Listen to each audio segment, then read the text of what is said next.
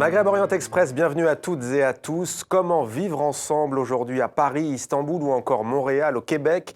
La musique, le cinéma, mais aussi l'humour, nous allons le voir, sont de précieux atouts pour construire un avenir fraternel. Avec nous sur le plateau de MOE sur TV5 Monde, Moira Chapdelaine Vautier, merci d'être avec nous. Vous êtes réalisatrice, vous participez ce jeudi 11 février à l'hommage à votre père, le grand cinéaste français René Vautier, au Luxor Palais du cinéma. C'est dans le cadre du festival Niofar avec la projection du film notamment Afrique 50. Zahia Ziouani, bienvenue. Vous êtes chef d'orchestre et directrice musicale de l'Orchestre Symphonique Divertimento à l'affiche du festival du même nom, Niofar, à l'Étoile du Nord à Paris. Avec nous également une artiste turque, Özlem Bulut. Bienvenue à vous, merci d'être avec nous. Vous êtes chanteuse, votre nouveau disque s'appelle Ask, il vient de sortir en France et vous serez en concert dans quelques jours, le 8 février, au studio de l'Ermitage à Paris, dans le cadre du festival Au Fil des Voix. C'est même demain, ce lundi, en concert donc.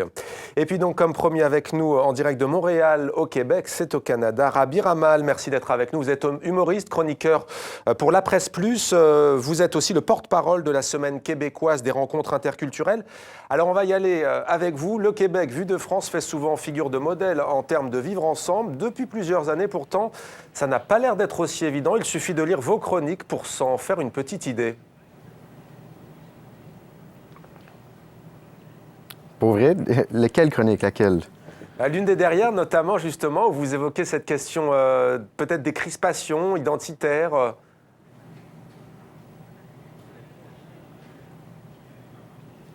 Ah, je ne sais pas de laquelle vous parlez. Pourriez-vous juste m'éclairer? Alors, je vais la citer. Alors, l'une des dernières s'appelle « Juifs, Arabes, Tamouls, race d'assassins ». On est capable de se dire « Allô, tu viens d'où? Pourquoi tu portes le voile? Qui es-tu? Comment a été ta journée ?» Elle commence comme ceci. Ça veut dire qu'il y a quand même aujourd'hui au Québec peut-être des replis, des crispations? C'est ça. Ça, c'est une situation, c'est une situation que j'ai vécue. C'est un de mes amis qui est propriétaire d'un magasin de tissus. Puis, il a vécu ça, une situation où est-ce qu'il y a une dame qui était un petit peu raciste. C'était une situation un petit peu extrême. Moi, j'ai décidé de parler de cette situation-là en raison du potentiel comique et de l'absurdité vécue sur le moment. Mais, ouais. Dans la plupart des cas, c'est des situations qui sont très, très positives, très enrichissantes. C'est pour ça que je me suis associé à la Semaine québécoise des rencontres interculturelles, mais on ne va pas se le cacher, le racisme existe encore, mais pour la plupart des situations, c'est bien, c'est du positif. L'humour comme antidote, ça fonctionne? Bien, ça fonctionne toujours. Ça fonctionne toujours. Il y a un relâchement chimique dans le cerveau quand on rit. Fait que c'est prouvé que ça fonctionne de rire. Bon, un rire communicatif. Restez avec nous. On vous retrouve dans quelques instants. Rabih Ramal. De la musique également aujourd'hui au programme avec vous, Özlem Bulut. Je le disais, Ask, c'est le titre de votre nouveau disque. Il sort tout juste en France. On va écouter un extrait d'un des morceaux de votre album.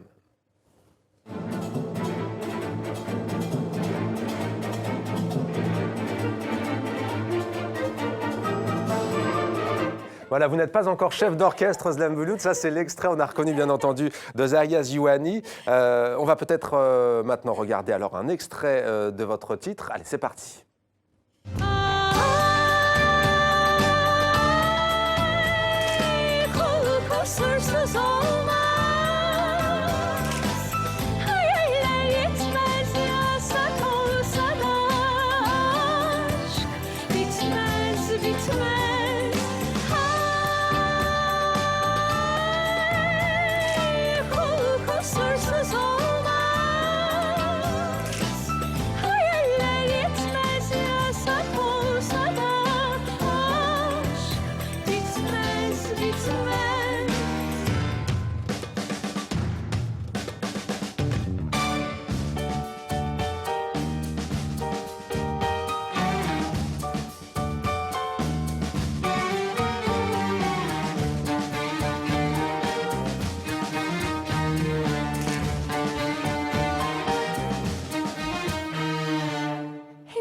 Aşk bitmez, c'est le titre donc extrait du disque Ask.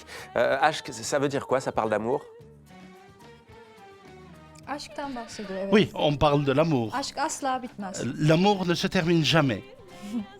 Et qu'est-ce que vous dites dans cette chanson au juste?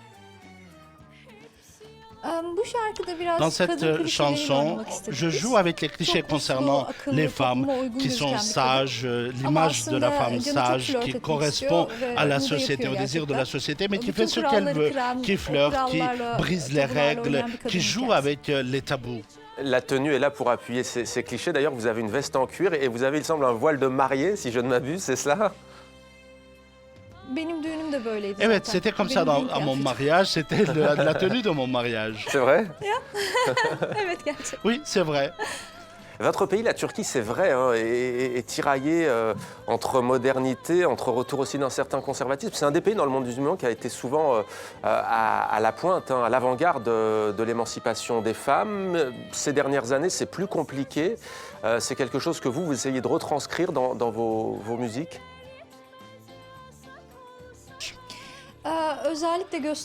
Oui, j'essaie de le montrer particulièrement dans la mesure du possible, puisque vous connaissez les évolutions politiques en Turquie qui m'inquiètent, surtout sur le statut de la femme, des journalistes et les problèmes que rencontrent tous ceux qui ont des modes de pensée alternatifs. Et c'est pour ça que je parle des thématiques politiques et des thématiques sociales. Il y a des chansons concernant les réfugiés. Dans la mesure du possible, j'essaie de le faire. Justement, à propos des réfugiés, la Turquie annonce aujourd'hui qu'elle accueille sur son sol 2 700 000 réfugiés syriens. Ce week-end encore, des dizaines de milliers de personnes fuient la guerre, notamment dans la région d'Alep, pour tenter d'entrer en Turquie. Quel est votre regard par rapport à ces événements dramatiques? La Turquie a connu ce problème bien avant l'Europe, alors qu'on ne parlait pas de la question des réfugiés et de la guerre. En Turquie, c'était déjà un sujet. Mais malheureusement, je ne pense pas qu'ils se trouvent dans une situation très bonne. Ils commencent à avoir des problèmes de revenus, il y a des problèmes latents, des problèmes d'inégalité, des problèmes rencontrés avec la société. Il y a beaucoup de choses à faire en matière des réfugiés. Au programme également aujourd'hui, donc le festival Niofar Zahiya Ziouani. Vous participez à cet événement culturel. C'est organisé par l'association La Tribu. Alors c'est un festival nomade et solidaire, hein, bien entendu, qui porte sur l'histoire coloniale, l'histoire commune, toutes les disciplines, hein, cinéma notamment, danse et également. En quoi est-ce selon vous important, Zahiya Ziouani, pour une société de connaître son passé, pour mieux vivre ensemble, pour construire cet avenir commun? Nous, ce qu'on trouve intéressant avec l'ensemble des musiciens et moi-même, c'est de se poser la question, en effet, si on doit être ensemble, vivre ensemble, comment mieux se connaître, parce que je pense que pour vivre ensemble, il faut d'abord se connaître, et c'est aussi le sens qu'on essaie de donner au travers de cette programmation artistique, c'est justement de voir comment la musique classique, puisque c'est le cœur, nous, de notre métier, a aussi des liens beaucoup avec d'autres cultures, d'autres esthétiques, d'autres époques, et ce que je trouve intéressant, c'est de montrer comment, dans les dernières décennies, les derniers siècles, en fait, il y a beaucoup de compositeurs qui se sont inspirés de l'Afrique, de l'Orient, de l'Amérique, et que ça a toujours été une histoire de liens et de passerelles, alors que c'est vrai, il est vrai qu'il y a aussi la dimension coloniale, mais en même temps, la rencontre entre les peuples, elle a toujours généré aussi la création d'œuvres musicales, de courants musicaux. Et c'est ce qu'on essaye de démontrer au travers de nos programmations artistiques, de placer toujours la musique classique au centre de cette programmation, mais de faire le lien avec d'autres cultures.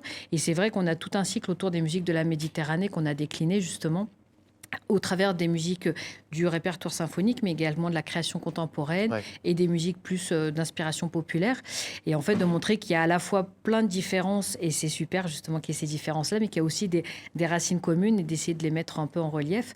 Et donc, ce programme-là permettra de faire ce lien entre ces cultures de la Méditerranée, aussi avec les récits, et donc voilà, de montrer cette belle philosophie et d'apporter une note poétique.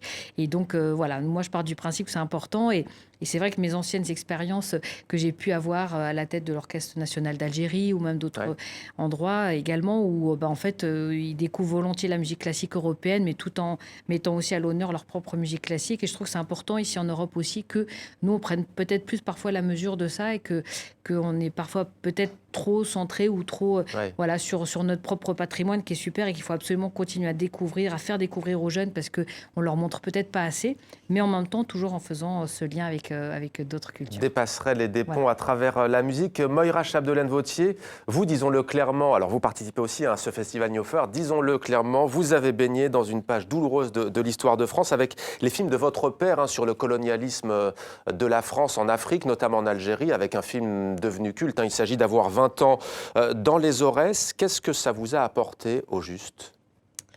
Qu'est-ce que ça m'a apporté ? Je pense une prise de conscience peut-être un peu plus rapide que chez d'autres personnes de ce que ça voulait dire de vivre ensemble. Ouais. Justement parce que moi, les ponts entre la France et l'Algérie, ils ont toujours été dans mon éducation.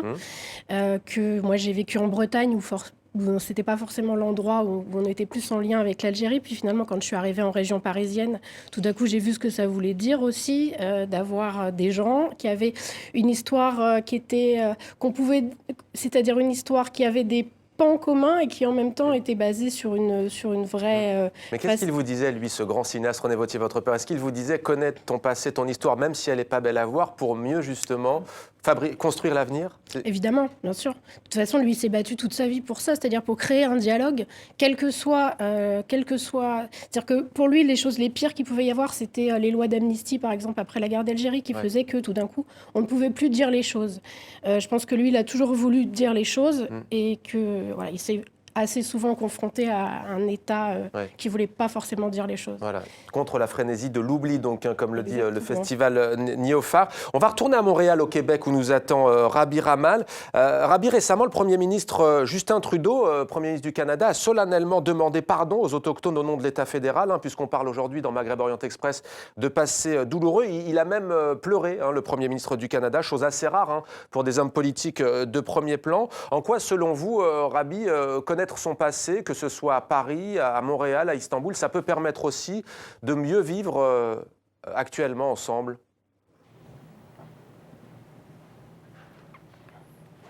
Bien, écoutez, je ne suis pas très au courant du dossier dont vous me parlez en ce moment. Fait que je vais vous parler de manière plus macro, vu que je ne suis pas au courant de ce dossier-là, mais je pense que c'est une évidence de dire que de connaître son passé permet de mieux vivre son futur, ne serait-ce que parce que ça nous permet de ne pas répéter les mêmes erreurs, de ne pas commettre les mêmes bourdes. Fait que c'est ça. Ne pas répéter les mêmes erreurs, voilà pour le message de Rabi. Le passé est tout aussi important que le futur. On va vous retrouver dans quelques instants. Merci Rabi, restez avec nous. Zahia Zouani, tout à l'heure, on vous a vu en concert. C'était un avant-goût, si l'on peut dire, une mise en bouche. On va vous voir un petit peu plus longuement maintenant. On regarde.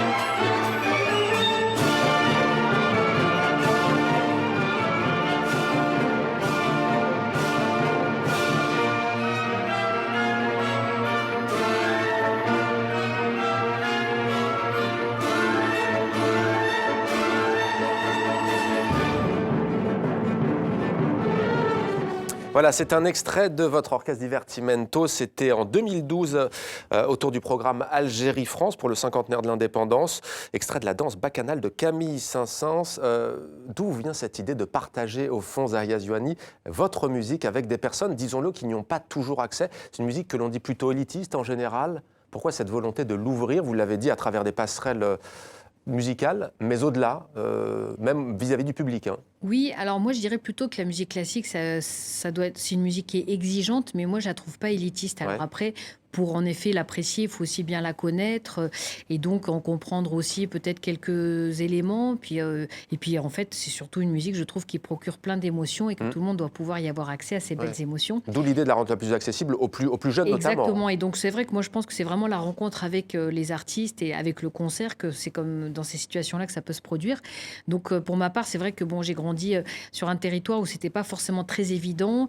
Et bon, c'est mes parents qui ont été vraiment présents pour que je puisse rencontrer justement cette belle musique classique. Et je me suis dit qu'après, que c'était important aussi de faire en sorte que ce ne soit pas une culture qui soit identifiée dans des grandes institutions, mais qu'elle peut être aussi une culture très populaire dans le sens noble du terme, et d'aller justement dans des territoires qui étaient plus urbains, plus populaires, et de la faire découvrir pour la faire partager.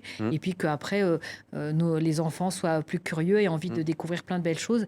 Et je trouve que c'est important de leur permettre de nos jours, pour pouvoir qu'ils puissent se forger aussi leur propre esprit critique, qu'ils puissent avoir accès à plein d'univers différents et susciter chez eux leur curiosité. Et je pense que c'est en suscitant la curiosité qu'après, on devient aussi plus ouvert, plus tolérant, plus avoir envie d'aller à la rencontre de l'autre. Et je trouve que c'est très important. Et parfois, on est un peu préjugé peut-être de la capacité à ces jeunes enfants, à certains de ces publics-là, d'avoir envie, et ce que j'ai voulu un peu bousculer. Ce qui frappe aussi, sans tomber dans le cliché, quand on voit votre orchestre, c'est qu'il est très féminin. Je ne me suis pas amusé à compter, mais c'est pratiquement paritaire. Une chef d'orchestre, c'est plutôt rare aussi. Oui, alors c'est vrai que l'orchestre symphonique, c'est un univers qui est assez masculin par tradition. Donc voilà, moi je trouve que c'est important de faire changer les choses et d'apporter plus de diversité sous toutes ses formes dans ce milieu. Alors pour ma part, j'essaie de le faire en effet dans l'orchestre, en permettant à ce qu'il y ait plus de femmes aussi qui soient intégrées, parce que aussi, je trouve que la parité, c'est ça qui fait la richesse d'un projet, qui donne une énergie encore supplémentaire. Dans les publics, d'essayer justement de fédérer plus de diversité sociale, culturelle, intergénérationnelle. Et puis, pour ma part, voilà, j'essaie d'apporter une vision un peu différente, qui me permet déjà à la fois de faire ma place et puis de montrer comment moi, en tant que femme, et avec ma double culture, j'apporte aussi un regard différent. Özlem Bulut, on vient de le dire, les musiciens de cet orchestre empruntent à la musique à la fois traditionnelle de la Méditerranée. Il y a aussi des spécialistes du jazz. Est-ce que vous aussi, vous aimez vous inspirer et puiser dans différents genres musicaux ? J'ai étudié l'opéra pendant 15 ans. En vérité, je suis spécialisé dans le chant lyrique. Qu'est-ce que je voulais raconter au fond? Et la seule chose qui me venait à l'esprit, c'était les berceuses de ma grand-mère, les histoires, les contes qu'elle me racontait. Donc en vérité, c'est une véritable soupe, mon style musical. Certes du classique, mais aussi des histoires féminines, des expériences de mon passé, et c'est la meilleure des solutions, le mélange de tout ça. On va maintenant parler, Özlem Bulut, du passé de la France en Afrique, avec Moira Chapdelaine-Vauthier. Est-ce que dans les livres d'histoire en Turquie, quand vous étiez petite, vous appreniez cette partie de l'histoire de l'Afrique et de la France ? Jamais. Même notre propre histoire, on ne nous l'enseignait pas correctement. Malheureusement, c'est une question très sérieuse. J'ai appris même ma propre histoire plus tard.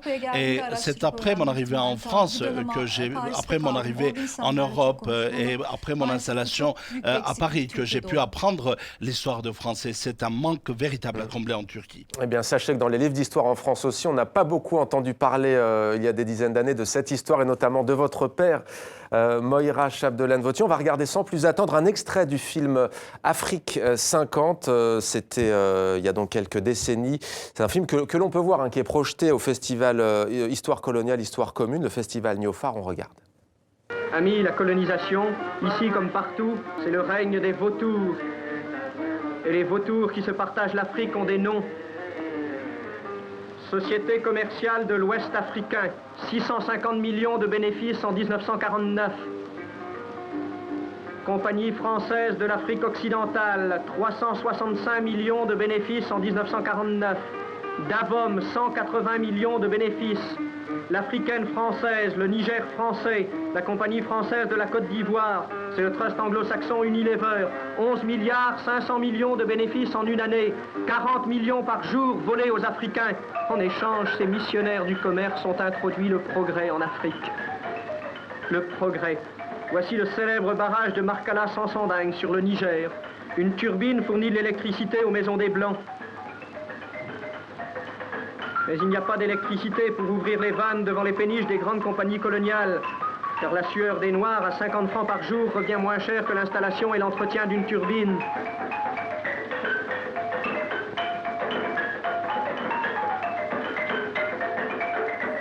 Afrique 50, vous venez de voir un extrait du premier film français anticolonialiste. On va préciser qu'à l'origine, Moira, il s'agit d'une commande de la Ligue française de l'enseignement destinée à montrer aux élèves la mission éducative menée en Afrique et dans les colonies françaises, en Afrique de l'Ouest. Mais sur place, votre père, il a 21 ans et il se dit « je ne peux pas faire ça comme ça » et il décide de traiter au fond de ce qu'il voit, des injustices. C'est-à-dire qu'il décide de dire ce qu'il voit, de filmer ce qu'il voit. Faut savoir que quand il part, il a 21 ans, il vient de finir en fait dans les maquis, c'est juste après la guerre, il est rentré à l'IDEC juste après la guerre, donc l'Institut des hautes études cinématographiques. Et il est vraiment empreint d'un idéal de justice. Ouais. Il s'est battu dans les maquis contre l'envahisseur allemand. Et du coup, quand il arrive là-bas, il a l'impression que... D'une certaine manière, la France recommet la même chose. Exactement. Et du coup, c'est assez violent pour lui.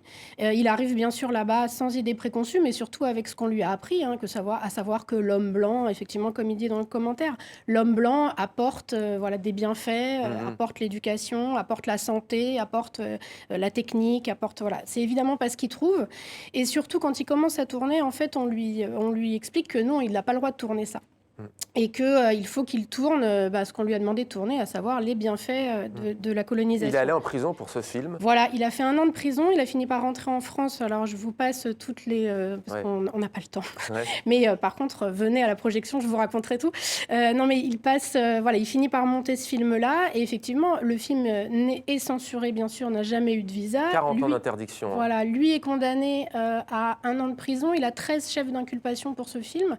Et ce sera le premier film, plus tard, c'est le premier film anticolonialiste français. Je pense que pour lui, c'est un peu le début de son engagement, c'est-à-dire que ça commence là, et puis après, il y aura l'Algérie, mais d'abord, ça commence en Afrique noire. Et voilà.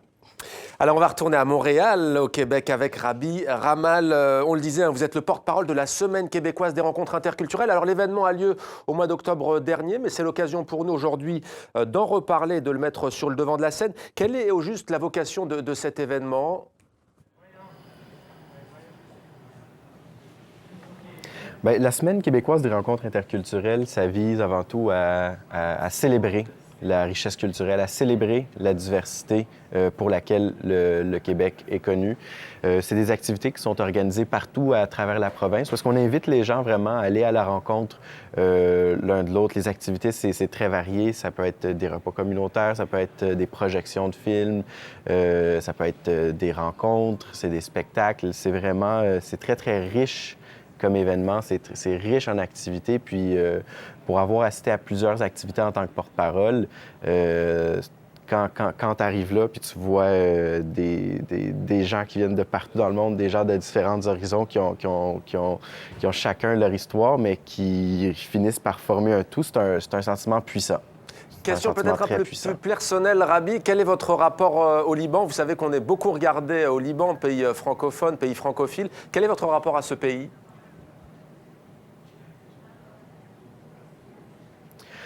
J'y suis allé plusieurs fois quand j'étais jeune.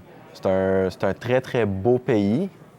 Mon rapport à ce pays-là, j'ai un rapport personnel avec le Liban. Je ne suis pas né au Liban. Moi, je suis né à Montréal. Donc, le rapport que j'ai avec le Liban, c'est tout ce que mes parents me racontent à propos du Liban, tout ce que mon grand-père de son vivant m'a raconté, puis tout ce que ma grand-mère continue de me raconter encore aujourd'hui. C'est une perle, ce pays-là, en termes de climat, en termes d'ouverture, en termes de richesse. On parlait du vivre ensemble. Bien, il y a beaucoup de gens de différents horizons qui vivent au Liban. Il y a une population musulmane, il y a une population chrétienne, maronite, druze, syrienne, il y a des Juifs, il y a des Arméniens au Liban. Et c'est un très, très petit pays, fait que les gens ne vivent pas vraiment à l'horizontale au Liban, ils vivent sur la verticale, sont empilés un par-dessus l'autre, fait que je pense que c'est quand même un beau modèle de vivre ensemble, le Liban. Belle métaphore en tout cas, Rabi Ramal. Merci d'avoir été avec nous en direct de Montréal au Québec. Et vous avez parlé de grand-mère, comme tout à l'heure Özlem Bouloud d'ailleurs, qui nous avait parlé de la transmission orale, notamment via les grands-parents en Méditerranée.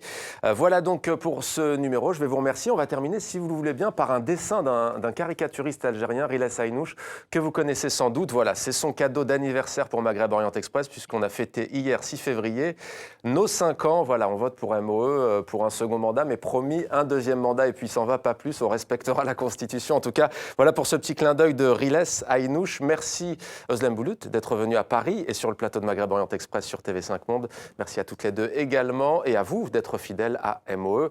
Sur TV5 Monde, on se retrouve la semaine prochaine pour un nouveau numéro.